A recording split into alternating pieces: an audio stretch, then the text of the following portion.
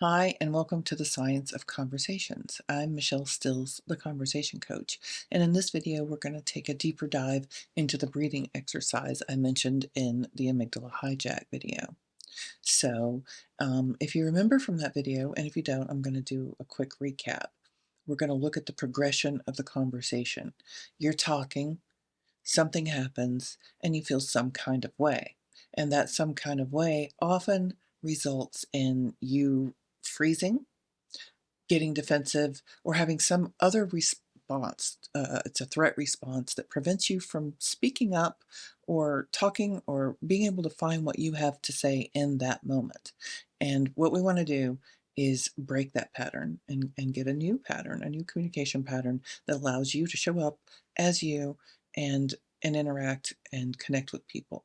So let's go back over that breathing exercise, add a couple of things to it, and get you down regulating that nasty neurochemistry that puts the lizard in charge of your conversations. Remember, the amygdala hijack is when we have perceived a threat, and it may not be a real threat. In conversation, it usually isn't. It is often a nonverbal, the tone we hear, a look on someone's face, a thought that we have had ourselves, an impression we got.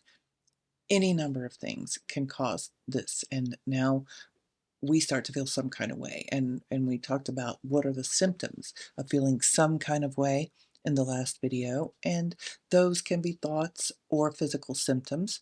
Remember, heartbeat, we that can increase. We can start to sweat. We can get tightness in our jaw, dry mouth, heat in our head. All sorts of things start to happen. But what happens is it results in a conversational freeze. And so what we want to do is, again, we want to avoid that so that you can speak and be you.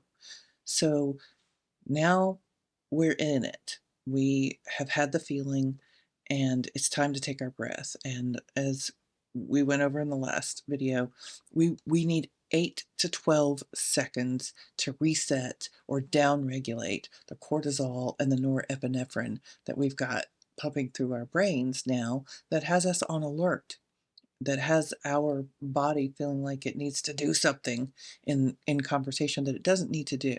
So what we want to do is we need an 8 to 12-second breath total, and that includes in and out. And we want to count that. And there are two reasons we want to count it. And the first reason is we know we need the 8 to 12 seconds to downregulate. The other reason is that in conversations, there are often awkward pauses, and we lose track of time because there's a lot going on in conversations. And as I just discussed, there's a lot going on in our brains. This is your brain, this is your brain on conversation. So while all that's going on, you need to be able to reappraise the situation. And we do that by downregulating this neurochemistry.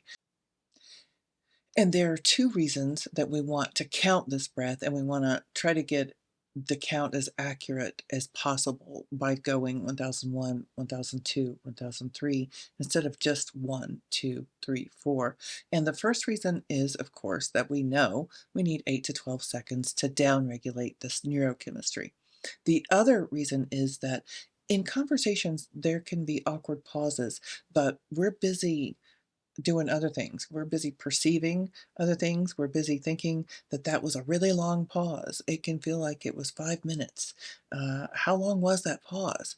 When we start counting our breath, paying attention to our breath and doing this counting, we develop an inherent sense of time that helps us in these moments. So now we're able to say, I think that was about 2 seconds, that pause. I'm fine. I think that was about 3 seconds. That's still okay. 5 seconds, 7 seconds, we're starting to get into the zone of it's time to respond. But the whole point is that now you have a mechanism for understanding awkward silences as well. Okay, so we've taken that breath. We're at the top. We've paused briefly and exhaled to the same count, 1001, 1002, 1003, 1004, on up to 7. Now, what we want to do is say, where are we in this conversation? What is going on? What's really happening? Because we do have time to do that. What do I remember? Because frequently after this pause, we're going to be lost in the conversation. We're not going to remember what's happened. So, what do you remember? What's the last thing you remember that you can tune into to ask about? That is part of this, right? We want to say, what is the last thing I remember? So, the other reason for this video is because in the first video, for those of you who've watched it, I felt you saying, but won't people be able to see me doing this? Will people see me taking this breath in conversation? The answer to that is yes. People will probably notice that. But the other thing is that something's already happening. You're freezing in conversation, so it's likely that people are able to tell that that's happening.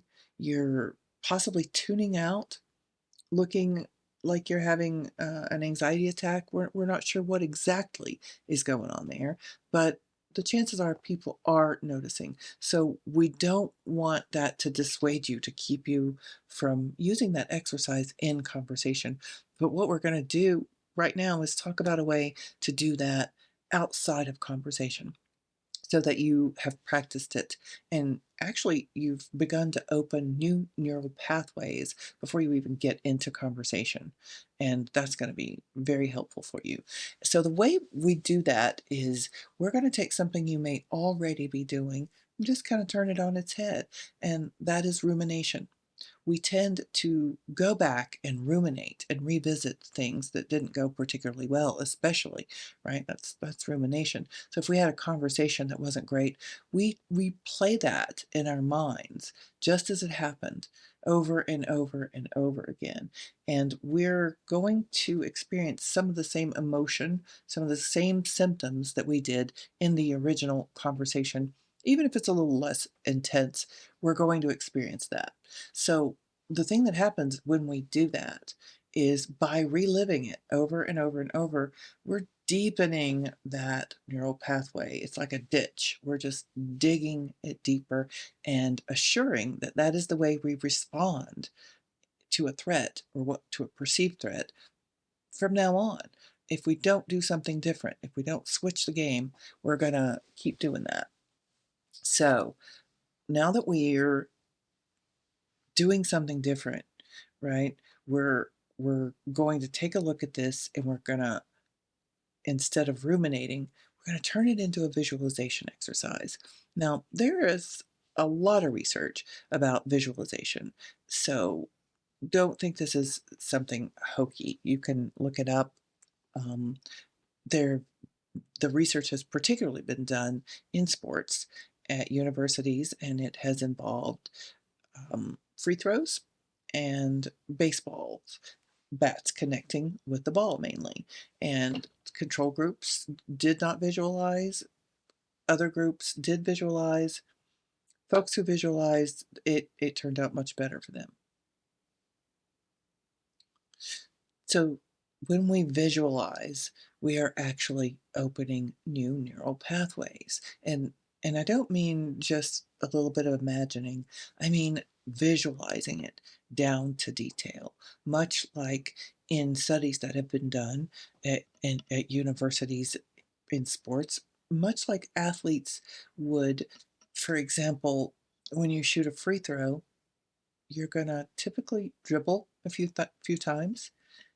You're going to do this a few times, and then you're going to shoot the ball. My hand, that I did not make that shot. I can tell from where my hand landed, but that's the level of visualization that is required here.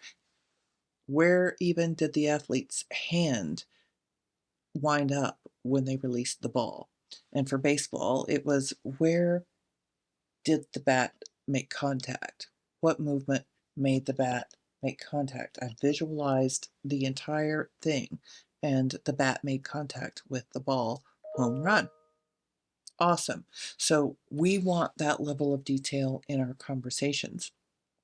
And what we want to do is, instead of revisiting it the way that it did happen, we want to, when we get to that emotional response, in the remembrance, because we're not ruminating anymore. We're remembering and we're visualizing. This is a different exercise. As we're remembering the conversation and we start to feel that emotional threat response, let's go ahead and execute the breathing exercise here and now. And remember, 1001, 1002, 1003, 1004, on up to 7 or 8. We don't want you to get woozy, but we want a good breath. Pause, exhale, count, reappraise the situation, pay attention to your breathing. We are not in a real conversation now. So we have absolutely the luxury of saying, so this is where it happened. What do I think happened there? Was it a look on someone's face? Is it that they were older than me, younger than me, told me what to do? What happened and how did I react? And then, furthermore, in addition to taking your breath, keep paying attention to that, because this hijack may happen multiple times, as it does in conversation. So, what would I have done? And we want to take away the should, because should is a word that's going to get programmed into your brain and make you feel and think ways that are not helpful, that are not productive. What would I have liked to say or do in that situation? Because that becomes, what will I do or say next time in this situation? And sometimes that's just going to be as simple as, I'm going to take my breath and I'm going to downregulate the neurochemistry. But sometimes it's, oh, I could have asked a question. I could have asked an open-ended question there instead of worrying about what my response was going to be. So remember, detailed visualization. What would you say? What will you say next time? When you start to play this conversation out in a new way, when you start to prepare for it, again, you have begun the process of opening these new neural pathways before you even get into the conversation. So, though again, we want you to feel free to use that exercise in conversation, you can start it now. You can start it when this video is over.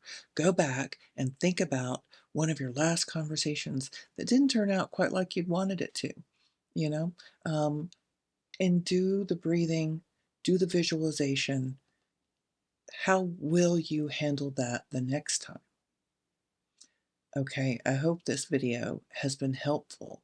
If it has, please hit the like button and subscribe. And as always, it's very important that you comment and let me know what's going on in your conversations. What would you like to hear me talk about? Did you try this exercise? Did it work for you? Um, if it didn't, can we adapt it? Is there a way to talk about adapting it for you?